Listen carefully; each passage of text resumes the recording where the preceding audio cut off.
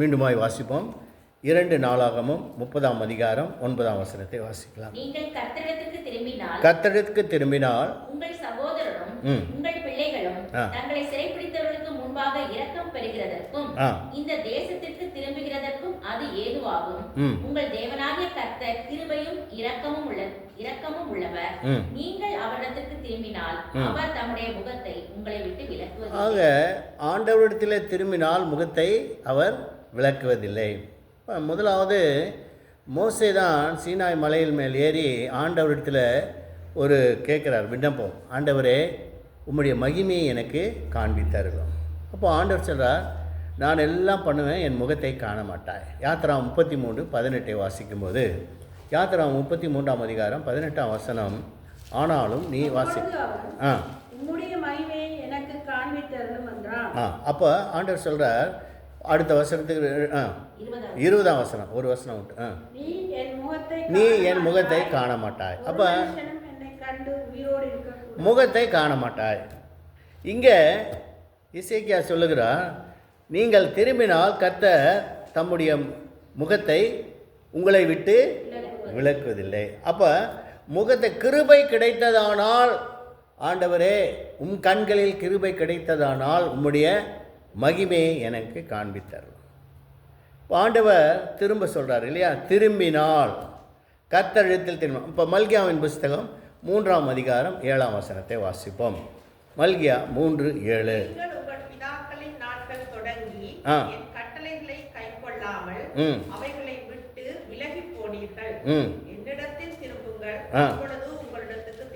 ஆண்டவர் சொல்கிறார் பாருங்க, உங்கள் பிதாக்கள் எல்லாம் என்ன பண்ணிட்டாங்க, கட்டளைகளை விட்டு விலகினார்கள், கட்டளைகளை விட்டு மீறினார். அதிலிருந்து திரும்புங்க என்ற, என்னிடத்தில் திரும்புங்கள். ஆண்டவர் சொல்கிறார், என்னிடத்தில் திரும்புங்க. இசைக்கேலின் புஸ்தகத்தில் 14ஆம் அதிகாரம் 6ஆம் வசனத்தை வாசிப்போம். இசைக்கேல் 14:6.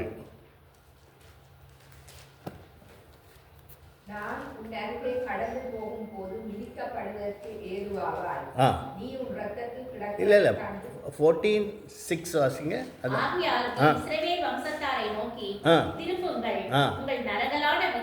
திரும்புங்கள், உங்கள் நரகலான விக்கிரகங்களை விட்டு என்னிடத்தில், அருவருப்புகளை எல்லாம் விட்டு திரும்புங்க. ஆண்டவருக்கு பிடிக்காத ஒரு காரியம் பார்த்தீங்கன்னா விக்கிரகம். விக்கிரகங்களை விட்டு திரும்புங்கன்றார். அதனால தான் ஆண்டவர் விக்கிரக ஆராதனைக்கு விலகி ஓடுங்கள்னு வேதம் இருக்குது இல்லையா. இப்போ இங்கே என்ன சொல்கிறாரு, அருவருப்புகளை விட்டு உங்கள் முகத்தை திருப்புங்க, பார்க்காதீங்க, விக்கிரகங்களை எல்லாம் விட்டு ஓடி போயிருங்க, திரும்புங்க. ஏனென்றால் திரும்புறதே என்ன தெரியுங்களா, ஒரு காலத்தில் ஆபிரகாமின் தகப்பனாகிய தேராகும் விக்கிரக ஆராதனையில் தான் இருந்தார். அதிலிருந்து தான் கொண்டு வந்துட்டார். அதனால தான் ஆண்டவர் சொன்னால், மறுபடியும் நீ திரும்பி அதுக்கு போகாத, விசுவாசத்தில் வந்துட்டோம், அதனால் நீ திரும்பி போகாத. வேறு ஒன்றும் இல்லை, கட்டளை கொடுக்குறார். ஜஸ்ட்டு நமக்கு ஒரு நன்மைக்காக தான் ஆண்டவர் எல்லாமே சொல்கிறார். 1 தெசலோனிக்கர் 1ஆம் அதிகாரம் 9ஆம் வசனத்திலே அப்போஸ்தலனாகிய பவுல் இன்னும் அதிகமாக இதை ஆடித்தரமாக சொல்கிறார். 1 தெசலோனிக்கர் 1ஆம் அதிகாரம் 9ஆம் வசனம்,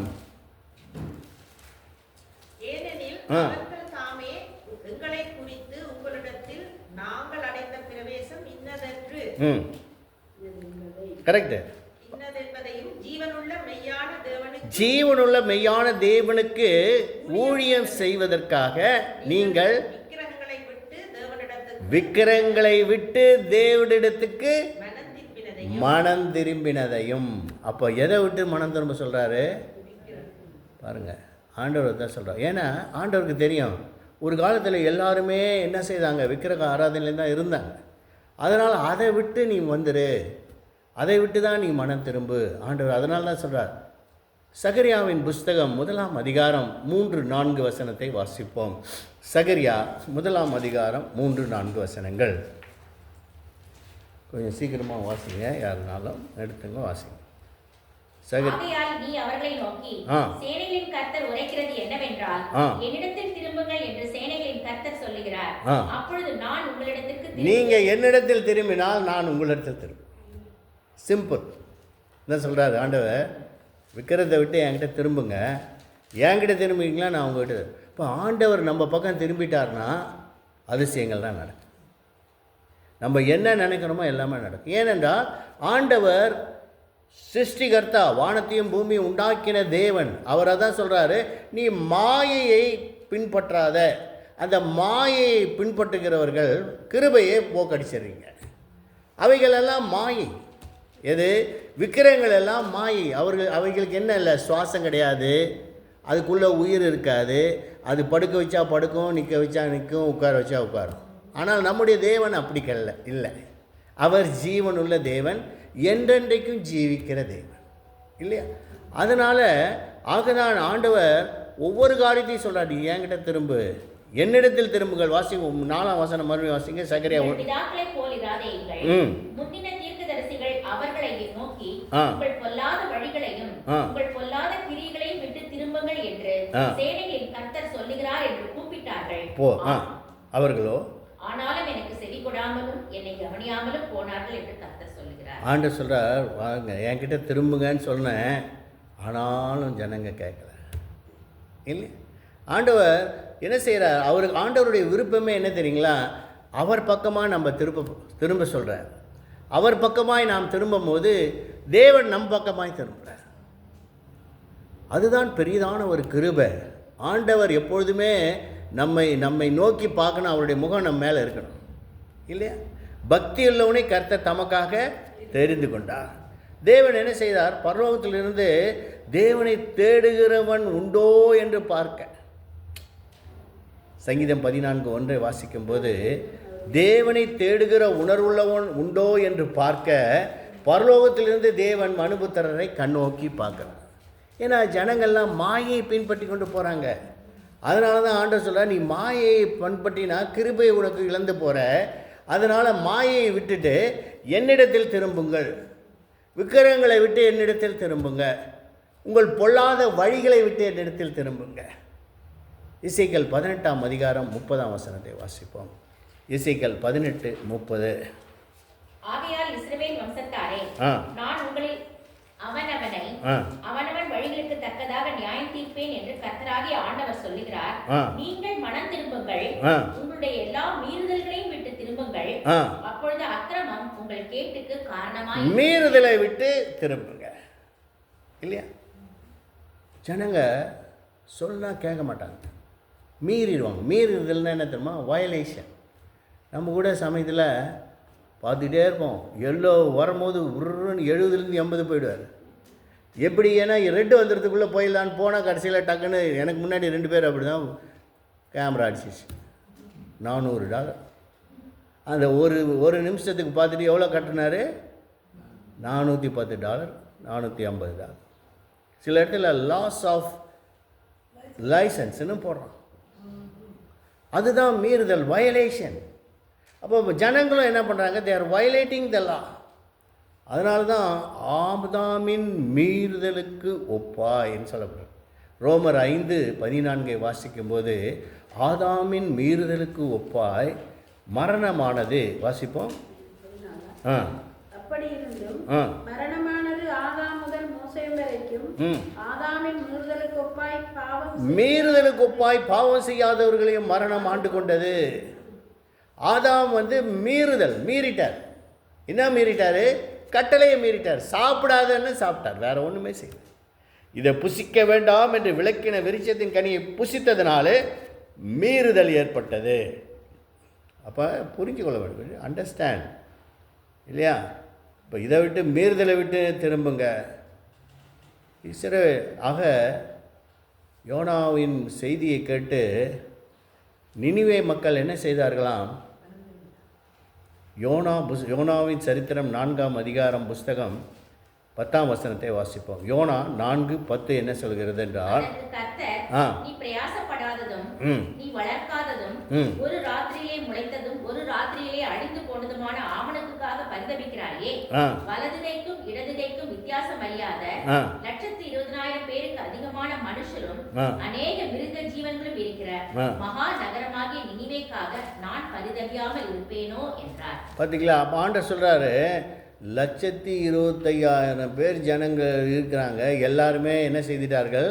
அவர்கள் பொல்லாத வழி பொல்லாத வழிகளே. எத்தனை வசனம் அது?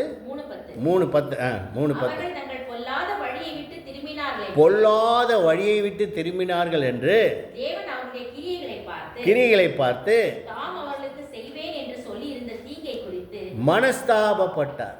என்ன பட்டார்? மனஸ்தாபம் தானே, அதை செய்யாதான். பார்த்தீங்களா? அப்போ தி டர்ன் டு லார்ட். அக்கிரமம் பண்ணிட்டாங்க. ஏன்னா வேதம் சொல்லுது, யோனா 1:2 வாசிங்க, 1ஆம் அதிகாரம் 2ஆம் வசனம். என்ன சொல்றார் ஆண்டவர்? அதற்கு விரோதமாக பிரசங்கி அவருடைய அக்கிரமங்கள் என் சமூகத்திலே வந்து எட்டினது. பார்த்தீங்களா? அக்கிரமம் பண்ணிட்டாங்க.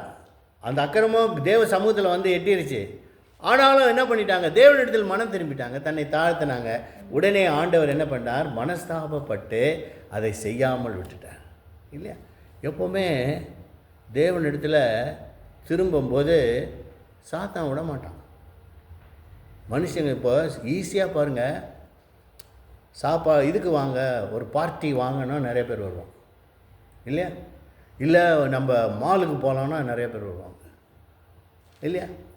இன்னும் பார்க்குக்கு போகலாம் வாங்கன்னா வருவாங்க. இல்லை உலகத்தை சுற்றலான்னா நிறைய பேர் வருவாங்க இல்லையா? பைபிள் ஸ்டடி வாங்கன்னா வரமாட்டாங்க. நல்ல வசனம் சொல்கிறாரு, நல்ல வேத வியாக்கியானம் நடக்குது, அதுக்கு போகலான்னா என்ன பண்ணுவாங்க? டைம் இல்லை பிரதர், பார்த்துக்கலாம், காலையிலே சர்ச்சுக்கு போயிட்டோம், பரவாயில்ல. அப்போ ஏனென்றால் சாத்தானை விடமாட்டான். பாருங்கள், நல்லா கவனிங்க. ஆண்டவர் யாரின் சந்ததியில் பிறந்துட்டார்?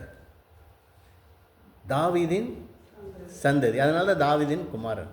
இப்போ தாவீது பிறக்கணும். தாவீது யார் மூலிமா பிறக்கணும்?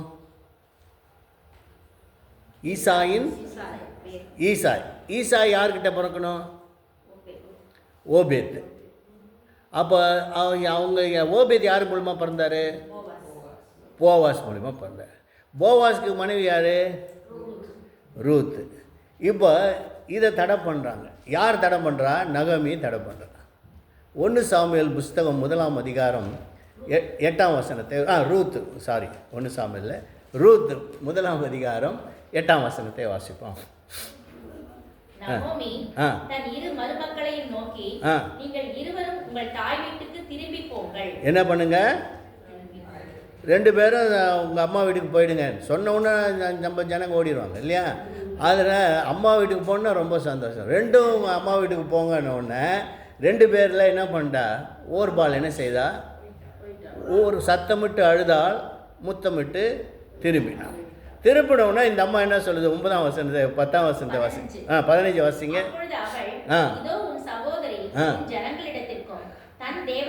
உன் சகோதரி எங்கே திரும்பிட்டா?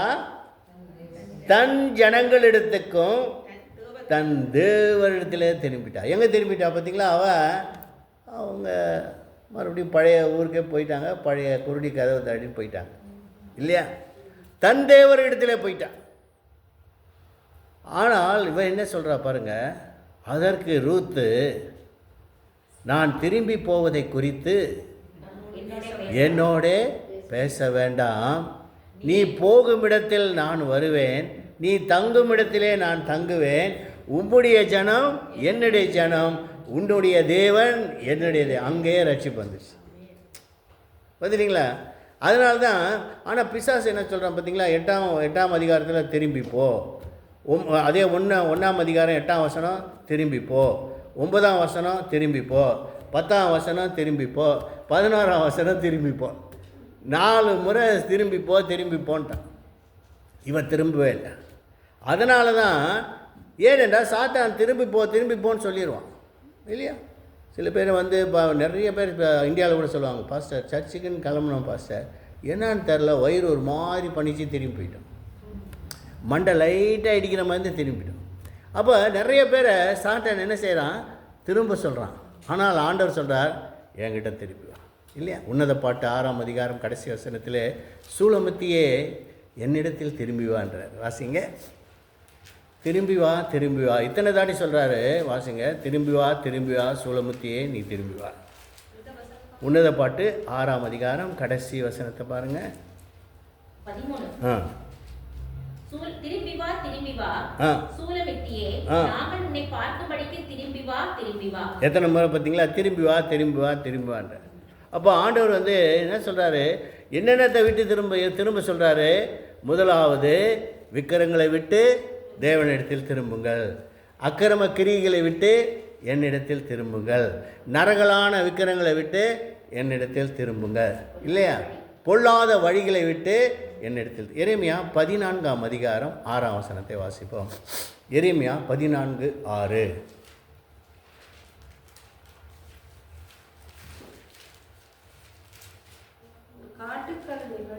இல்லை காட்டுக்கழுதைகள் மேடுகளில் நின்று நடுசர்ப்பங்களைப் போல் காட்டை மீட்கொள்கிறது. இல்லை சரி வேண்டாம். எரேமியாவின் புஸ்தகம் 3ஆம் அதிகாரம் 14ஆம் வசனத்தை வாசிக்கும்.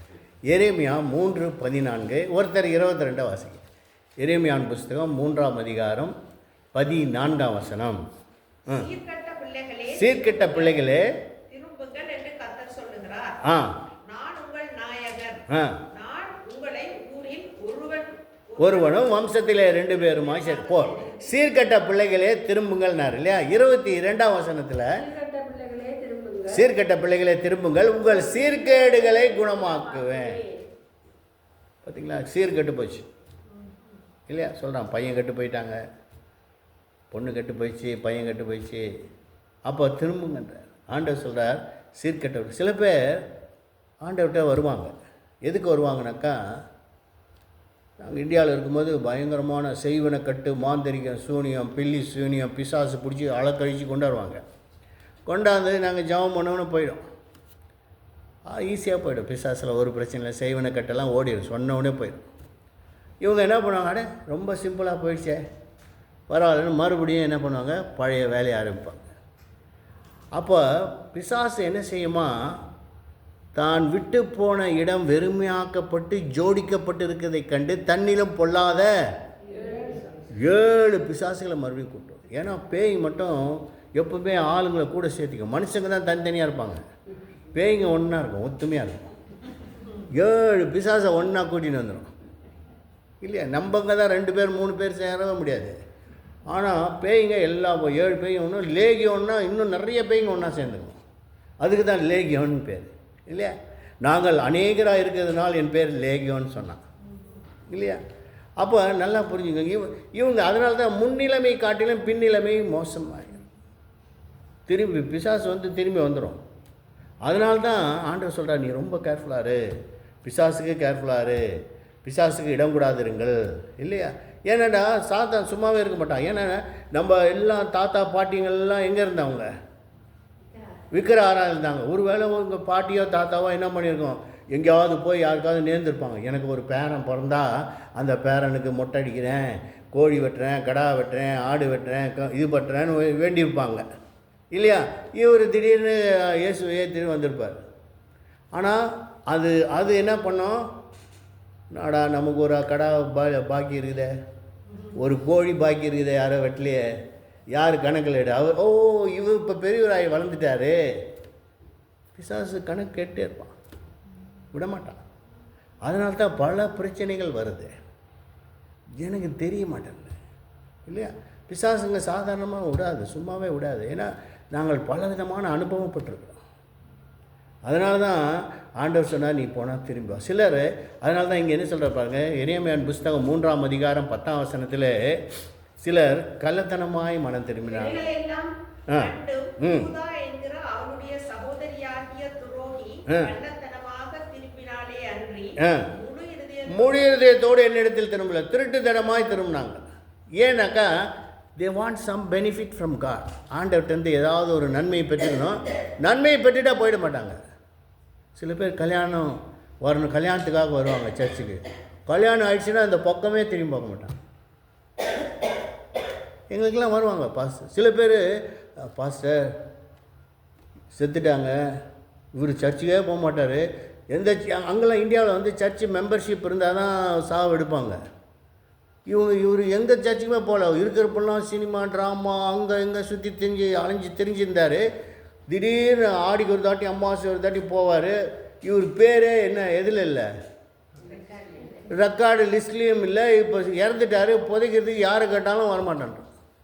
எந்த சர்ச்சுன்னு கேட்கும். ஏன்னா கல்லறையில் கேட்பாங்க, சர்ச்சு பாஸ்டர் ரெவரண்ட் லெட்டர் வாங்கிட்டு வாங்க, அப்போ வருவாங்க. இல்லாட்டி பொண்ணு யாரையாவது லவ் பண்ணிடும். எந்த பாஸ்டரும் பயப்படுவான். ஏன்னா ஜாதி விட்டு ஜாதி பண்ணிட்டாங்க, அடிதடி தகராறு, சர்ச்சை வந்து உள்ளே பூந்து உடைப்பானுங்கன்ட்டு அப்பா வானான்டுவாங்க. அதுவும் பிள்ளை பார்த்தீங்களா, கரெக்டாக சொல்லிட்டேன்.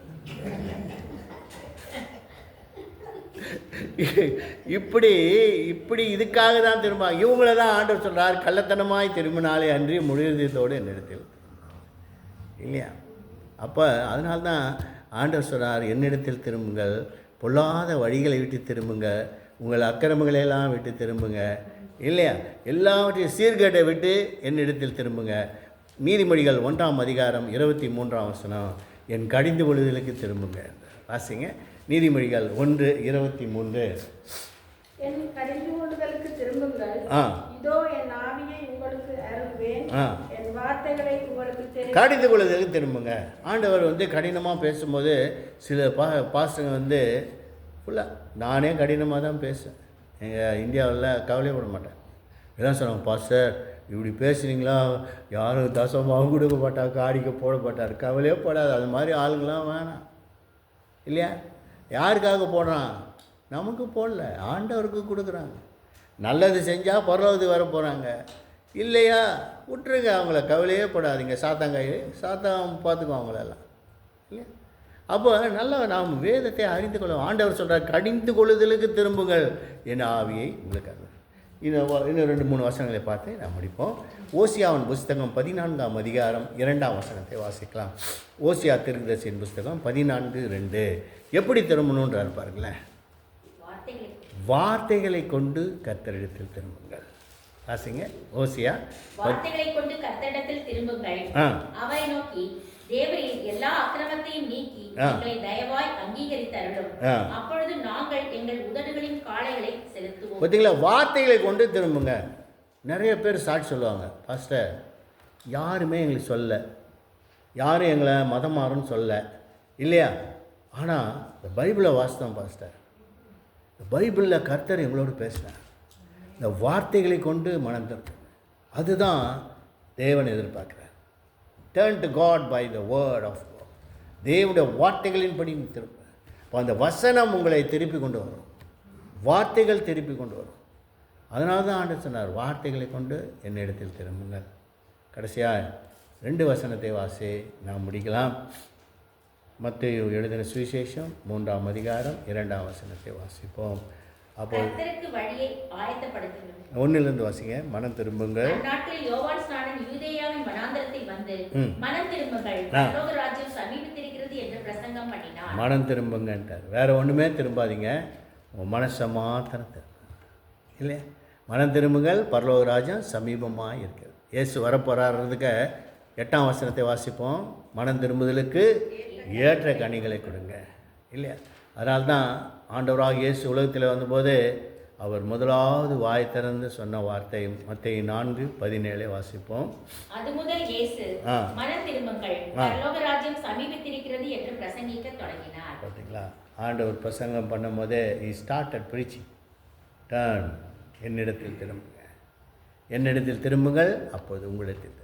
அப்போ தேவனுடைய கிருபையோ நாம் என்ன செய்ய வேணும்? அந்த மனம் திரும்பும்போது அவருடைய கிருபை நம்மேல் இருப்பதனால அவர் முகத்தை நம்மை விட்டு விலக்குவது இல்லை இல்லையா. அதனால் மோசே எவ்வளோ கஷ்டப்பட்டு கேட்குறார், ஆண்டவரே முகத்தை காண்பேன். நமக்கு இலவசமாய் அவருடைய கிருபையினாலே நீதிமான்கள் ஆக்கப்பட்டோம் இல்லையா. அதனால தான் சங்கீதம் 17 கடைசியை வாசிக்கும்போது 17ஆம் அதிகாரம் கடைசியாக வசனம், நான் விழிக்கும்போது உம்முடைய சாயலா திருப்தியாவேன். வாசிங்க 17ஆம். நீதியினால் உம்முடைய முகத்தை தரிசிப்பேன், நான் விழிக்கும்போது உம்மது சாயலால் திருப்தியா. பார்த்தீங்களா, அப்போ முகத்தை தரிசிக்கிறதான ஒரு அனுபவம் இருக்குது. நீதியினால் முகத்தை, ஆண்டவருடைய முகத்தை நம்ம தரிசிக்கலாம் இல்லையா. கண்களை மூடுவோம். அன்பின் பிதாவே, இந்த நாளுக்காய் நன்றி செலுத்துகிறோம். இந்த நாளில் கூட ஆண்டவரே பேசப்பட்ட வார்த்தைகளுக்காய் நன்றி. எங்களை தாழ்த்தி உங்களுடைய கருத்தில் ஒப்பிடுகிறோம். ஆசீர்வதியும், பலப்படுத்தி பாதுகாத்து வழி நடத்தும். இயேசுவின் நாமத்தில் ஜெபிக்கிறோம் நல்ல பிதாவே, ஆமென்.